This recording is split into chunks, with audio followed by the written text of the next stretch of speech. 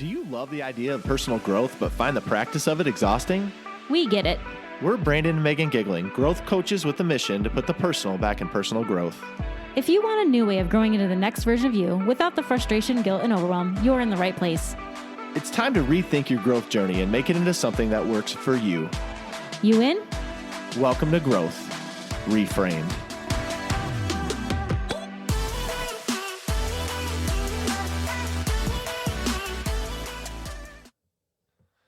What is up, y'all? Welcome back to another episode of Growth Reframed. We are so happy you are here. Oh, you're giving me a look. I don't know. Was I supposed to step in? I feel like I always start with, we're so happy you're here, but I am really happy that they're here. So, sorry. So last week we were talking about time and how it's not guaranteed. And we were talking a little bit about, the passing of Dave Hollis and going into that. And so if you haven't got a chance, go back and give it a listen. I think it's going to be really valuable to you, but it got us thinking about, me thinking about living more intentionally with that in mind, with time in mind, with that. And we touched on it a little bit, but I think it's worth exploring it more because I don't think a lot of us live with intention. I think we have the best of intentions with what we're trying to do.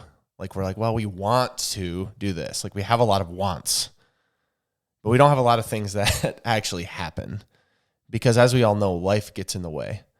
And so I just want to unpack that today and talk about ways like maybe obstacles that are in our way for living intentionally, like how we can personally be more intentional with our time and energy and really just being open to the flow of life. Because I think a lot of times we get closed off with our tasks and to-dos and we aren't open to the flow of life. So I want to just get into all that today. I feel attacked. Yeah. When you talk about intentionality, for me, it does hit home pretty hard because there are most of the moments of my life where I'm just kind of doing the tasks that are set before me, the life things that I have to do, and they're necessities, but they're not actually really things that I'm thinking about doing intentionally. They're just kind of like, I have to do them, so I do them. But, aside from cleaning the bathroom because you have a guest coming, I guess that's intentional, but that's like the kind of brain flow that I have. And I don't really think more so like in the terms of, am I being intentional with my family? Am I being intentional with my work? Am I being intentional in my marriage? All those things kind of go to the wayside just because the other things crowd in so often. And our word of the year, like Brandon and my word of the year, is commitment this year. And I think that goes hand in hand with intentionality because for me, if I'm intentional and I'm committed, they kind of lead to the same right result. Like if I'm thinking about either of those words, they kind of lead me down the same exact path. Do you feel like that? Yeah, no, I do, because obviously you're committing to certain tasks. In our mind, we're committing to not only the tasks of things we want to do and goals we want to accomplish, but being aligned with our values as people, as family, as a couple, as individuals. And in order to do that, you have to think deeper and more clearly on what you want, because you don't get intentionality by just not trying to. Like, it doesn't just happen. Like it's not going to, the actual like opposite definition. It's legit the opposite definition. And so, yeah, I think there is definitely alignment with the word of the year. That's the whole point. We chose it because we wanted a North Star for the year of what we wanted to do and the decisions we were making with every single thing we did. And like you said, in life, there's so many things that have to be done and you get stuck in that day-to-day to-do list. And then I often find myself like, but I'm not doing anything that I really want to necessarily be doing. I'm just doing the things that I have to do because I have to do them. And when we were talking about time last week, I mentioned that if I knew I only had a short amount of time left, then how would I be living my life? And the reality is I wouldn't be worrying about or doing a lot of the things I'm doing if I only had a little bit of time left. And so it came to a head for us recently because as we came into this year, I think, and even as we've progressed into this year, because there was a time where I came to you and I was just like, I don't know. I'm not coming to you with many solutions. I'm just coming to you with some problems, which I think even in and of itself is important because you don't need to have all the solutions when you're coming to someone with a problem. You don't even have it to it. If you're coming to yourself, you don't even have to. But just getting the wheel moving, the ball in motion to try to figure out what you need to do. But when I came to you, I said, look, life is busy. I feel like we're drinking from a fire hose. Like, I don't know when we can find the time, but I feel disconnected from you. I feel disconnected from our kids. I feel like I'm failing everywhere. And the fact is, I don't know how to fix it, but I know this ain't it. That's literally what I said to you, the best English that there is, I know. But I'm like, I don't know how to fix this, but this ain't it. This is not going to work for me. This cannot be the way my year goes. This cannot be what commitment is going to look like for 2023. This just can't be. And it brought forward some emotion, but it's important because we're still trying to figure it out. And we can kind of break down some of the things we've done to live more intentional because I want people to start thinking about in their own life ways they can do it. Because a lot of times for us, we think about all the reasons why we can't do it. Like, yeah, that does sound great, but we also have these responsibilities and we have to do this. And I'm not saying you throw those things out. Those are there. But for our own life, I was like, this ain't it. So what do we do from here? And I think we've really had to make super small, minor changes. Like, we did not go ahead and alter everything about everything. It's been a very slow moving process. It's been little tiny decisions here and there, not big, massive, life-altering things. We didn't quit everything and stop doing what we couldn't do. It like, no, that's not how it went. It's just little intentional things here and there. For instance, last night, you had no intention of taking any sort of time with the kids, but when an opportunity presented itself to you and you got invited to go with another dad and some kids to go play soccer with the kids, you took that because you knew, number one, you needed connection with your kids. Number two, it'd be great to have connection with another dad who you're friends with.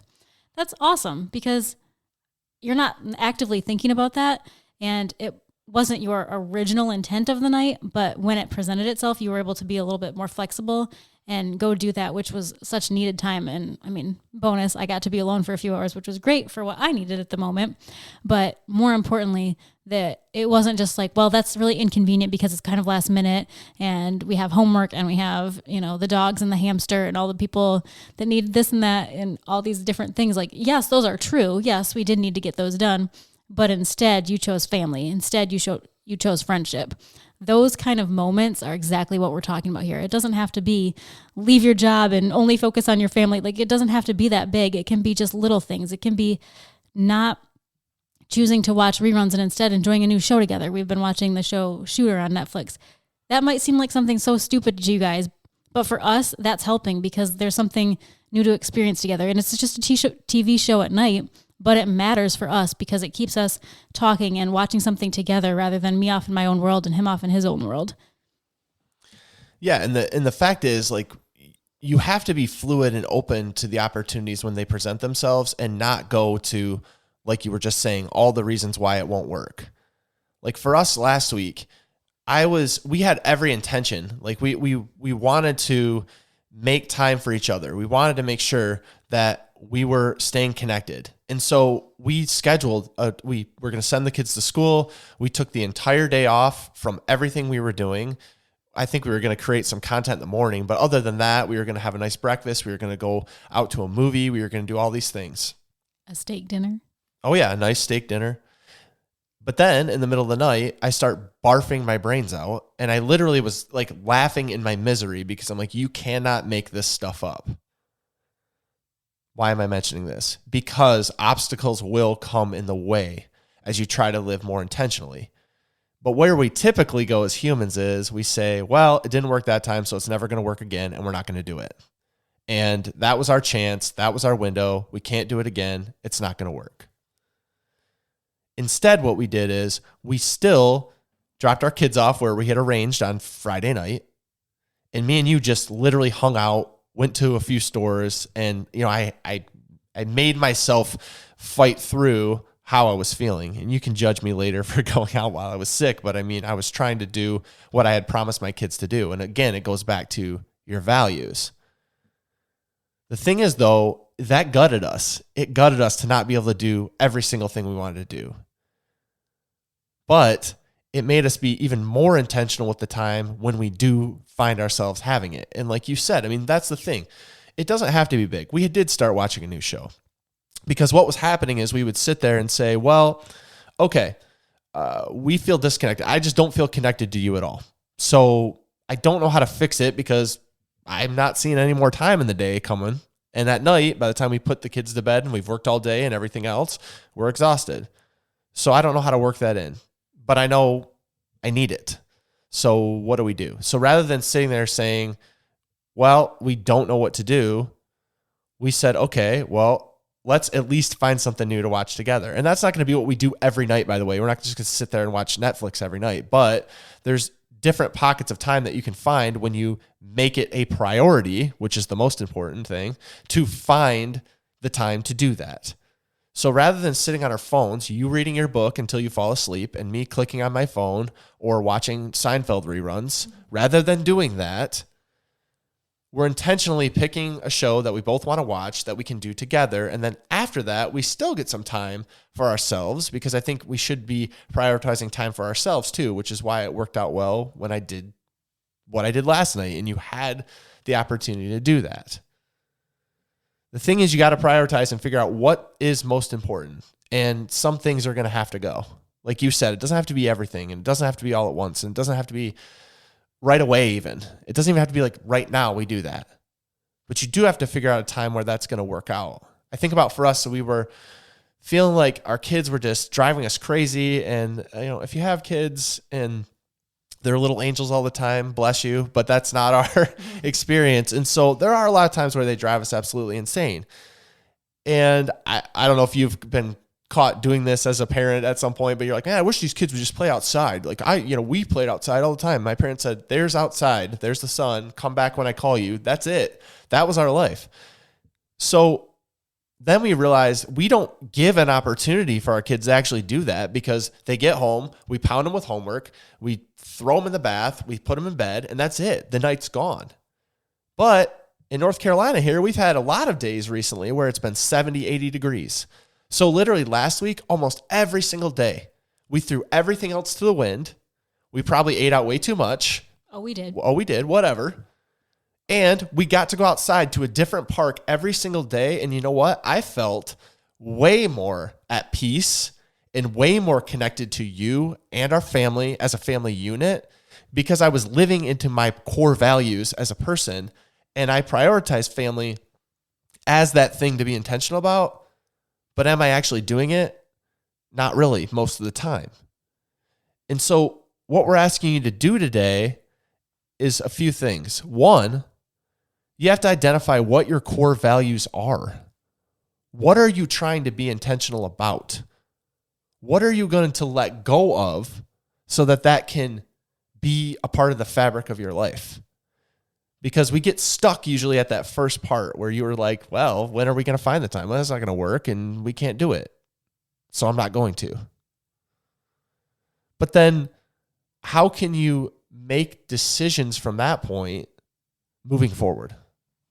I think those are really great points because we have to find ways that work for us and find ways around the excuses that we give in our brains and even out loud. So this week, find those answers. Find the answers for yourselves. Find the answers for your partner if you're married or in a relationship. Find those answers with your children if you have kids. Find out what matters to you guys and then act on it. Small ways at first and they can get bigger, but find those things and then live intentionally. Yeah, because the guarantee would be if you don't prioritize, if you don't make even baby steps toward what you're trying to do and who you're trying to be, then you're never going to get there. You have to start making decisions for you and for what you say that you want. And if what you're doing doesn't match what you say that you want, it's time to have a look in the mirror, like none of us like to do, and think about why then does my life not match what I'm saying I want it to do? Why do my values and what I say my values are, why does my life and anyone looking at my life not identify that those are my values? And then be fluid with life as it happens. We started this episode about being fluid with life when it happens. What does that mean? It means being open to changes, being open to detours, being open to taking a different path because an opportunity presented itself. And ultimately, that's what life's all about, y'all. If this episode touched you, please share it with someone over on social media. Please make sure to tag us. And we're always here for you if you need us. And we love y'all. Thanks for listening to Growth Reframed. If you enjoyed this episode, please make sure to subscribe and leave us a review. We would love to connect with you, so shoot us a DM on Instagram @GrowthReframed. We love y'all.